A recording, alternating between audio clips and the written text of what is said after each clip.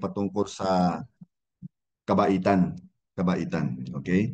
Ang kabaitan po actually ay bunga ng Espiritu. Alam po natin yan. At yan po ay nakasulat sa aklat po ng Galatia, chapter 5, verse 22, kung saan nga po ay mababasa natin, sapagkat ang bunga ng Espiritu ay pag-ibig, kagalakan, kapayapaan, pagtsatsaga, kabaitan. So dito tayo magpo-focus po sa gabing ito sa kabaitan. So ang point number 1 po sa ating gagawing pag-aaral ay yung basihan ng kabaitan. Of course, ang basehan po nito ay yung kabaitan po ng ating Diyos. Wala namang pagmumula ng mabuting bagay kung hindi sa ating Panginoon eh. So yung kabaitan po ng Diyos ay nagbubunsod ng pagsisisi. At hindi lamang po pagsisisi ha, kundi pagtalikod sa kasalanan.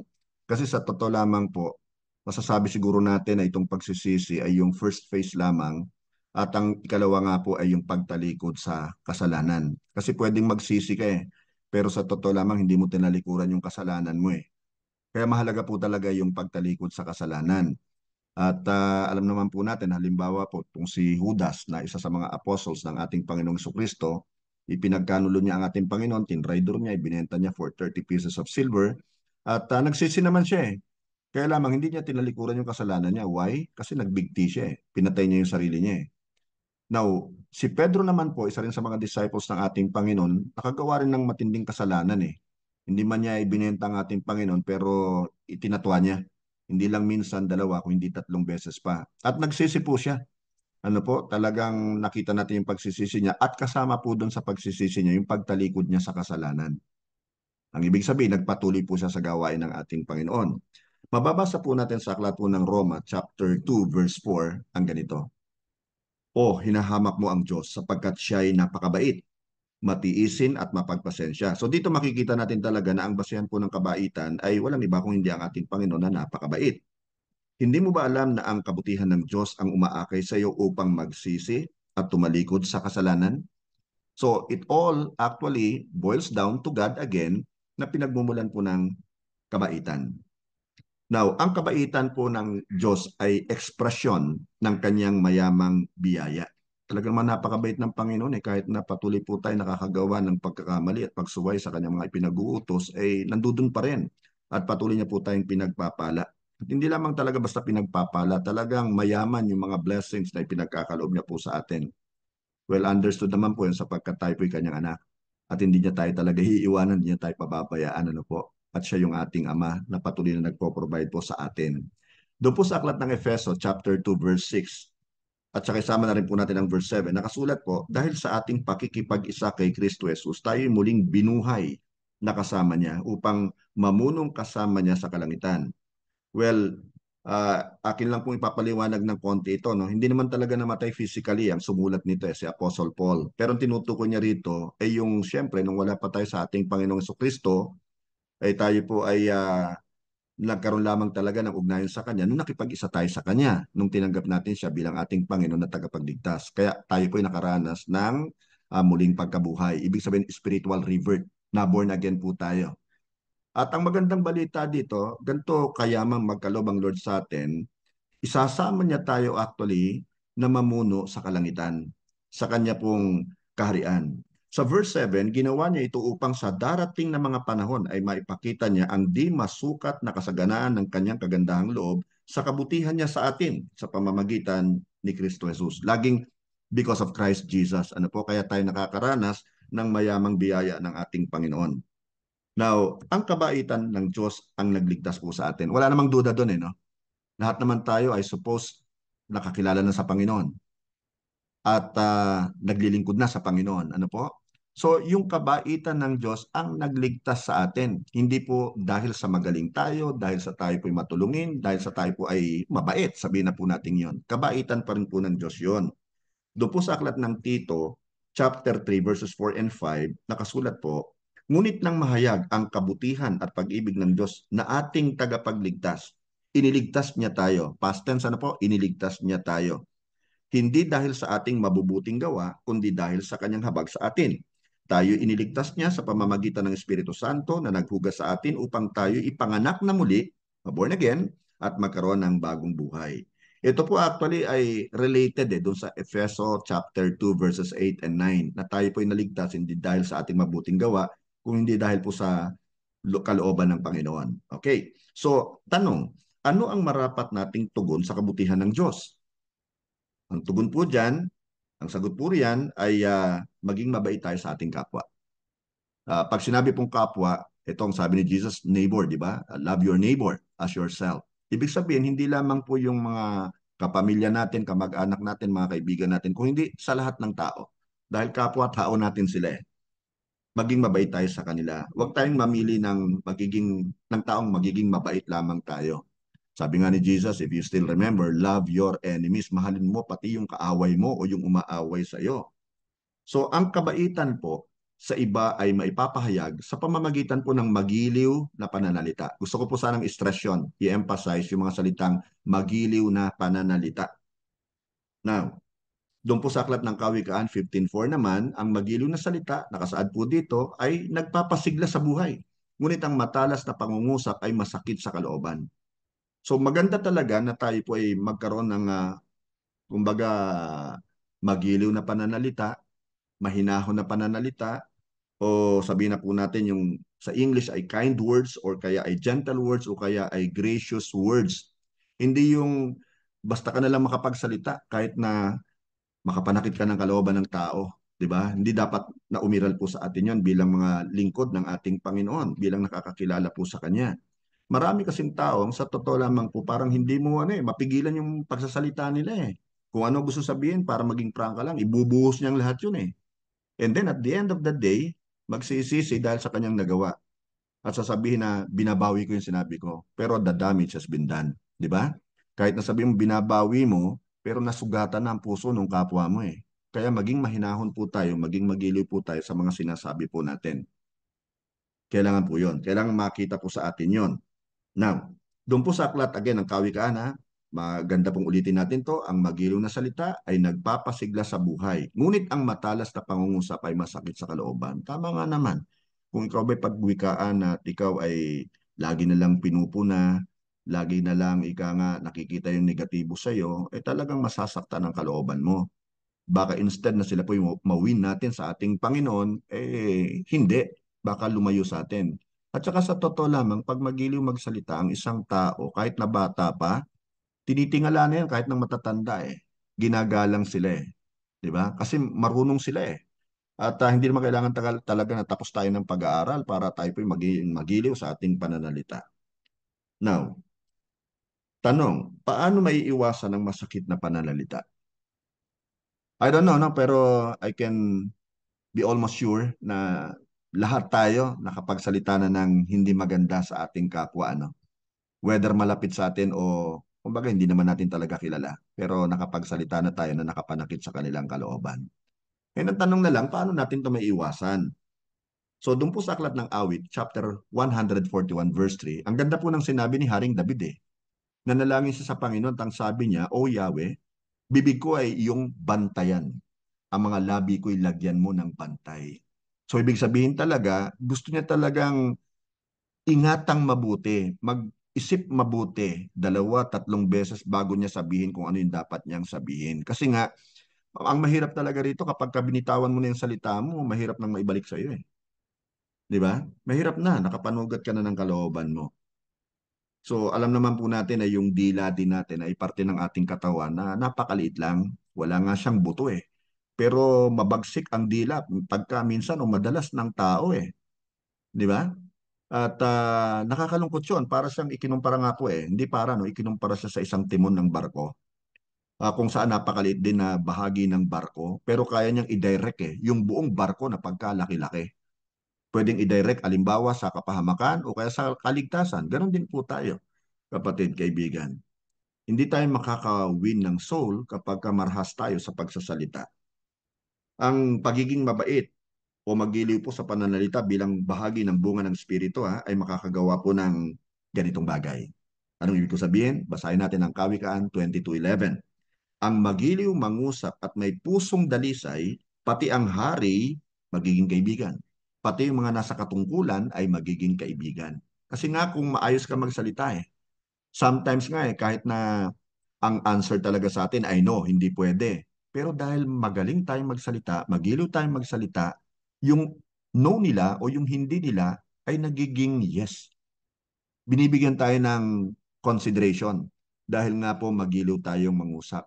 Pati ba rin sa halimbawa, ako'y driver eh, di ba? Nagdadrive ako. Sa totoo lamang po, ako'y nahuhuli rin. Hindi naman talaga madalas. Bihirang-bihira po yun. Pero alam nyo, kahit na, sabi, ayan, doon ako, nandito po sila JC, pero sa Cecil po ay witness ko. Pag nahuli po ako kahit nasa Maynila, ang akin lang po talagang kuhan, pinapakiusapan ko. Hindi po ako yung kahit na nagpapahiwating na sa akin na kailangan ko maglagay, hindi ko po ginagawa talaga yon. Ayaw na ayaw ko po yung maglalagay ako para ako'y kumbaga mapalampas lamang. At kahit na anong sabihin sa akin na mag-ano ka pa, mag-seminar ka pa, mapapagod ka, masasayang ang oras mo, yung mga pahiwatig na gano'n, nakikiusap lang po ako. At ang maganda po, 100%. Ako po ay pinalalampas. So nakakatuwa kapag ka magiliw tayong mangusap.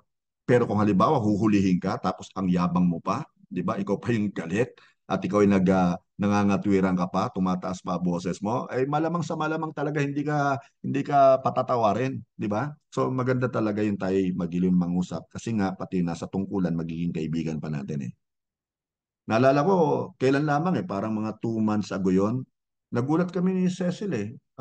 I don't know kung saan kami papunta nun, no? Pero hinuli kami dito, pinara po kami dito sa may Plaza Mabini ng isang TDRO.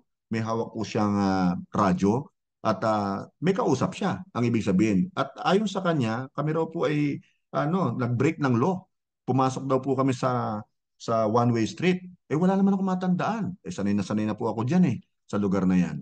Hanggang sinabi niya sa akin, kayo po'y maghintay lang dito at meron pong reklamo sa inyo. Tapos sinabi pa yung number ko ng sasakyan namin. Ano po, sinabi pa, tama nga naman. Pero alam naman namin ni Cecil na wala kaming kasalanan. Sa totoo lang po, medyo naiinis na po ako noon. Ano po kasi nga pinagbibintangan kami ng isang kasalanan na hindi naman po namin ginagawa. Eh di naghintay kami ng medyo matagal, siguro mga 10 minutes pa. Eh sabi naman niya, pakiusap lang po, wag po sana kayong dito lang muna po kayo, wag kayong aalis. Ganun. Di may pagbabanta pang ganun.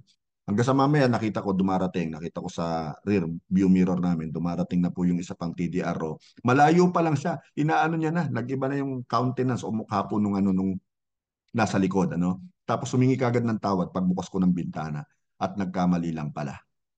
Alam pa na kulay itim, alam pa na VEY 173 yung plaka, pero lumalabas mali pala. So yun, ano nangyari? Di nakiusap pa sa amin, humingi ng tawad sa amin at kumbaga naging maayos po yung kalagayan. Pero kung halimbawa nagalit ako noon, baka kahit wala akong kasalanan, sabihin may kasalanan ako. Di ba? So, ingatan natin po yung ating pong mga dila, yung ating bibig. Kaya ganun na lamang ang sinabi ni David eh. Okay? Now, atin pong gayahin ang ating Panginoong Kristo sa pananalita. Alam naman po natin, di ba, pag binabasa natin ang Bible, alam natin kung gaano talaga kapili yung mga sinasabi ng ating Panginoon. And sometimes hindi siya nagsasalita eh. Di ba, tinatanong siya eh, ako lang makakapagligtas sa iyo, pero hindi po siya umiimik. So there are times na kung tayo po yung magsasalita, gayahin natin si Jesus, at kung sakali naman po ay tumahimik na lang tayo. Kasi sometimes mas marami tayong nasasabi sa ating pananahimik sa pagsasalita eh. Di ba? Now, basahin po natin nakasulat sa Lucas 4:22. Anong sabi dito? Pinuri siya ng lahat. Sino siya? Si Jesus. Pinuri ng ng lahat. At humanga sila sa kanyang napakahusay na pananalita. Tapos ang sabi nila, hindi ba ito ang anak ni Jose? Tanong nila. So, kilala na nila si Jesus. Alam nila kung sino ang tatay ni Jesus. Isang karpintero lamang. Ang ibig sabihin, sabihin na po natin to, no? Hindi talaga nakapag-aral sa isang eskwelahan o universidad. Kasi yung mga karpintero nung araw, mababa po ang tingin sa kanila. Pero nagulat sila, napakahusay magsalita ni Jesus. Kasi nga, siya, punong-puno siya ng word ng ating Panginoon eh. At kung tayo rin po ay punong-puno ng salita ng ating Panginoon, magiging maingat na tayo sa ating mga sasabihin. Ano po? At alam naman po natin yung mga marahas magsalita, walang pakundangan kung magsalita, iniiwasan niya ng tao. Kakaunti ang kaibigan yan. Pero yung pong mga mahusay magsalita, magiliw magsalita, mahinahon magsalita, ay marami pong kaibigan yan. Di ba? Pinagkakatiwalaan yan. Kinikilala po yan. Itinataas yan, maging ng lipunan. So, ang kabaitan po, sa iba ay dapat ipakita rin sa gawa. Hindi lang po sa salita. Marami po kasi magaling sa lip service eh. Magaling lang magpaasa. Magaling magpapaniwala. Kaya marami po yung nalilinlang eh. Di ba? Marami yung naloloko, marami yung nabubudol eh. Pero dapat may pakita rin natin to sa gawa, hindi lang sa salita. Doon po sa aklat ng Mateo 25:40 nakasulat, sasabihin ng hari, tandaan nyo, nang gawin nyo ito sa pinakahamak sa mga kapatid kong ito, si Jesus po nagsasalita rito sa akin nyo ito ginawa. Hindi directly sa kanya ginawa, pero ginawa mo o ginawa ng tao sa kanyang kapwa, yung kabutihan o kabaitan. At ang sabi ni Jesus, ginawa nyo ito para sa akin. Now, magbibigay po ako sa inyo ng ilang halimbawa ng kabaitan mula po sa Bible. Ano po? Ang una po si David, si Haring David kay Mephiboset, na anak po ni Jonathan at apo naman ni Haring Saul. Alam naman po natin na si Haring Saul ang unang hari ng Israel. Ano po? At ang heir to the throne dyan ay yung anak niyang si Jonathan. Kaya lamang si Haring Saul ay sobra ang inggit dito kay David. Kasi mas hanga ang taong bayan kay David kaysa sa kanya eh. Bakit? Kasi minsan nga sa parada ng tagumpay sinisigaw ng mga kababaihan na Saul killed thousands but David killed tens of thousands. So mas maraming napatay si David. So mas mahusay si David. So nagkaroon ng inggit po tong sa Saul. At anong ginawa niya? Aba, di talagang pinagtatangkaan niya si David. Minsan nga sinisibat niya pa si David, nakakailag lang di ba? So pag may pagkakataon siya, hinahunting niya si David, tinutugis niya yon. Kaya lamang itong kanyang kaibigan naman, pag nalaman na yun ang plano ng tatay niya, magsasabi yan kay David, may plano ng tatay ko sa yung ganito tumakas ka na. Ngayon, sa madaling salita po, itong si Saul, hari, at saka itong si Jonathan na supposedly heir to the throne, pero sabi nga ni Jonathan pala, mas karapat dapat na si David ang maging heir to the throne. Namatay po itong mag-ama at naiwan po yung anak ni Jonathan na si Mephiboset na isa pong lumpo. Nung panahon po na yon, kapag halimbawa merong awayan sa pamilya, ano po talagang parang Batanggenyo ubusan ng lahi. Di ba? Walang ititira. Dapat mamatay lahat. So itong si Mephiboset, pati yung nag-aalaga sa kanya, sobrang natakot. Kasi alam nila na lagot si Mephiboset kay David. Pero laking gulat nga po nila nung pinatawag si Mephiboset ni Haring David, nandun pa rin yung takot ni Mephiboset, pero sinabi ni David sa kanya, huwag kang matakot. Di ba? Ako ang bahala sa iyo. Lahat ng nawala sa iyo, ibabalik ko. Alang-alang sa iyong tatay na si Jonathan na best friend po ni David. At sabi pa ni David sa kanya, kumain ka sa pagkainan na pinagkakainan ko. Grabe yung kabaitan na ipinakita po ni David na hindi po na saksihan yan sa history po ng Israel nung kapanahunan po nila. So grabe, ano po. Kaya mababasa po natin sa ikalawang Samuel 9:7, sinabi ni David kay Mephiboset, huwag kang matakot. Gagawin ko ang lahat ng magagawa ko para sa iyo. Alang-alang kay Jonathan. Ibabalik ko sa iyo ang lahat ng lupain ng iyong lolong si Saul at laging nakahanda ang aking hapag para sa iyo. Hindi ba pagdi-display ito ng kabaitan, ng kabutihan? At hindi lamang po sa sa salita, ginawa niya 'yon. Pinatunayan niya.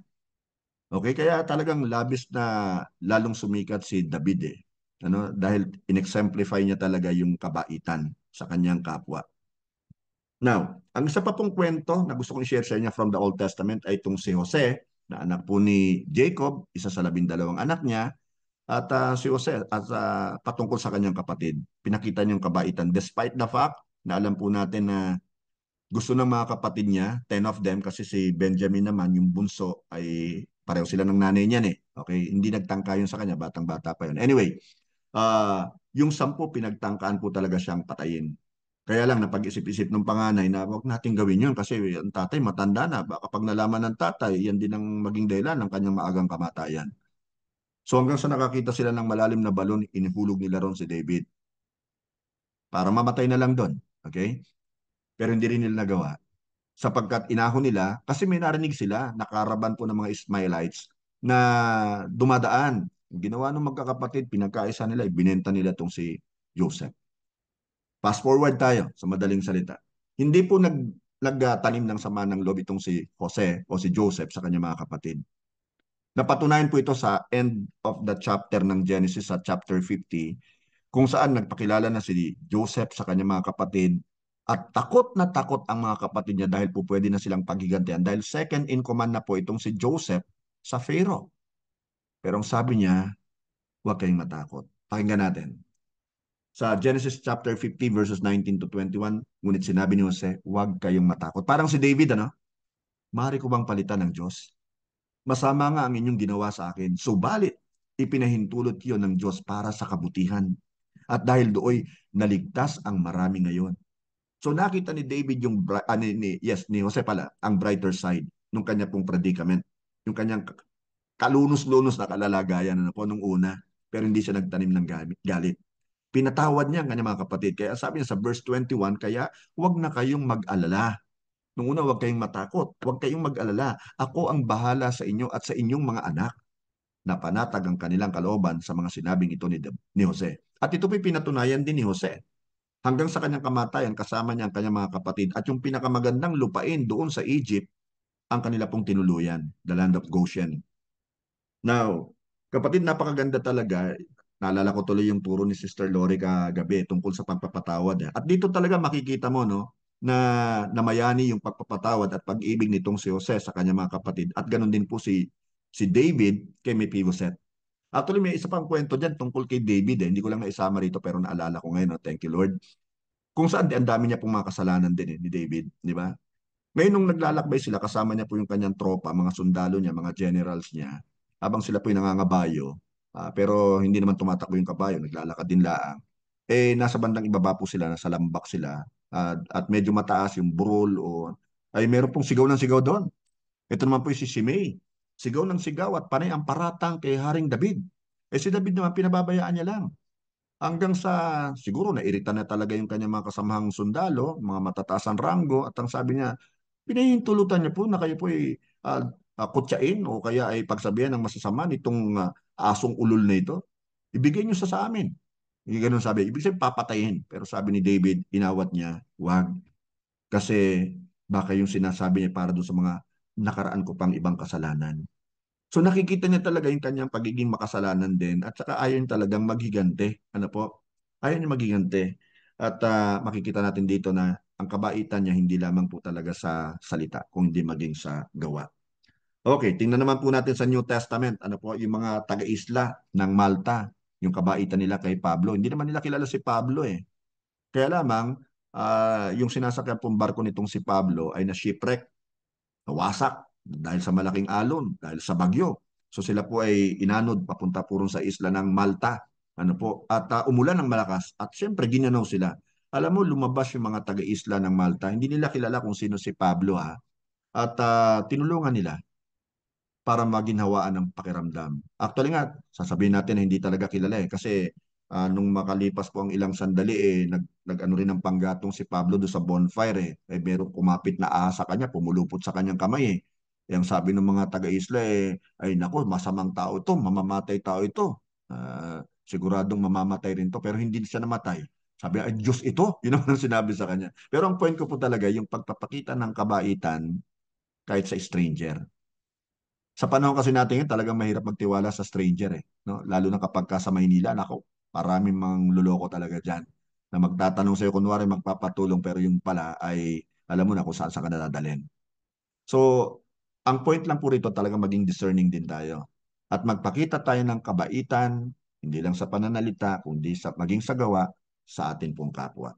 Yun lang naman ang point doon eh. Basahin po natin, nakasulat sa gawa 28, 1 and 2, nang makaligtas na kami, nalaman namin ang pulong yun ay tinatawag na Malta. Napakabuti nang ipinakita sa amin ng mga taga roon, sapagkat nang bumagsak ang ulan at naging maginaw, nagsiga sila at inasikaso kaming mabuti. Very hospitable po sila. Ano po? Kakatuwa naman. So yung mga pagpapala at biyayang dulot po ng kabaitan ay ano. Ito po, ni-research ko rin yung kasaysayan pong medical nung June kasi 24, 1859 si Henry Dunant. Ito po yung itsura niya, no, ginugel ko lang yan. Isa po siyang Swiss banker at businessman. Nagpunta po siya sa Italy nung time na ito. Ngayon may gera doon at nasaksihan niya po talaga yung madugo na labanan sa Solferino.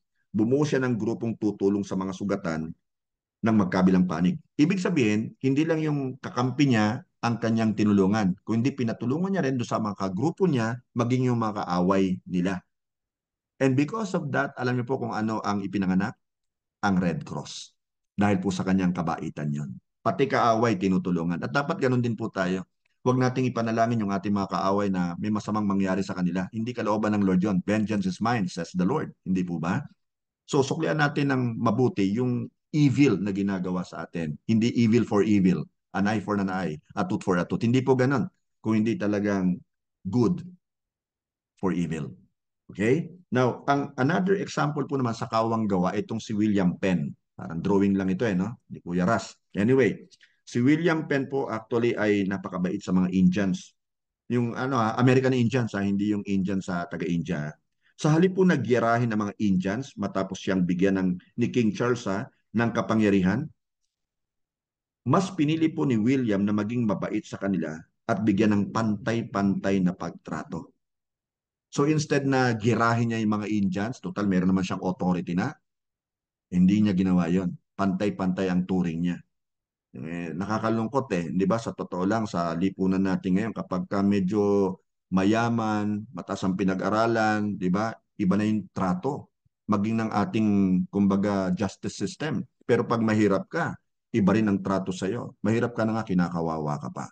Si William Penn, pantay-pantay po ang trato niya sa kanya pong kapwa. Ano po? Kaya alam niyo kung ano nangyari doon? Nang siya po'y mamatay, nagluksa po yung mga Indians.